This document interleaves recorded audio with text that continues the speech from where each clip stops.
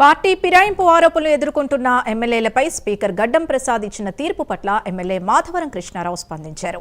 ఎమ్మెల్యేలుగా గెలిపించిన ప్రజల్ని పిచ్చోళ్లను చేస్తున్నారని అన్నారు. శేర్లింగంపల్లి నియోజకవర్గం ఎమ్మెల్యే గాంధీ బీఆర్ఎస్ పార్టీలో ఉంటే కేటీఆర్ అధ్యక్షతన జరుగుతున్న సమావేశానికి హాజరు కావాలని సూచించారు.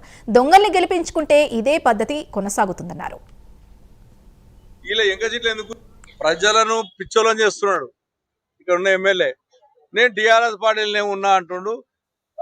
నేను కూర్చుని మా అందరికి ఫస్ట్ కూర్చునేమో ఫస్ట్ గెలిచడం ఎంక సీట్లు ఉంటాయి, సెకండ్ గెలిచిన మధ్య సీట్లు ఉంటాయి, మూడోసారి కూర్చోండి ముందు సీట్లు ఉంటాయి. మాకు మూడోసారి గెలిచింది కాబట్టి మూడో సీట్లు ఉంటాయి. వీళ్ళ ఎంక సీట్లు ఎందుకు కూర్చుర్రు అని అడుగుతా, ఏమి ఇచ్చారు, బాత్రూమ్లు దగ్గర అయితే అంట, అందుగురించి ఎంక కూర్చుంటారంట. ప్రజల గురించి శాసనసభ ఉందా, అసెంబ్లీ ఉందా, లేకపోతే నీ బాత్రూమ్ కొరకు ఎంక కూర్చుంటా అని చెప్తావా? అంటే ప్రజలను పిచ్చోలనుకుంటున్నాను.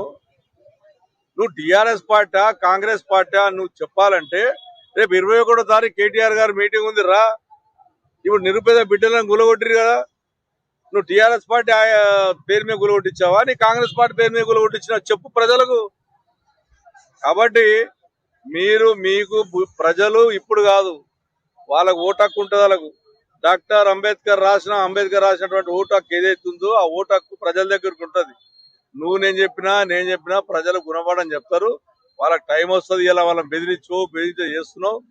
ఏ పార్టీలో ఉండను చెప్పనోడవే నువ్వు ప్రజలకి ఏం సేవ్ చేస్తావు? నువ్వు ప్రజలను పిచ్చో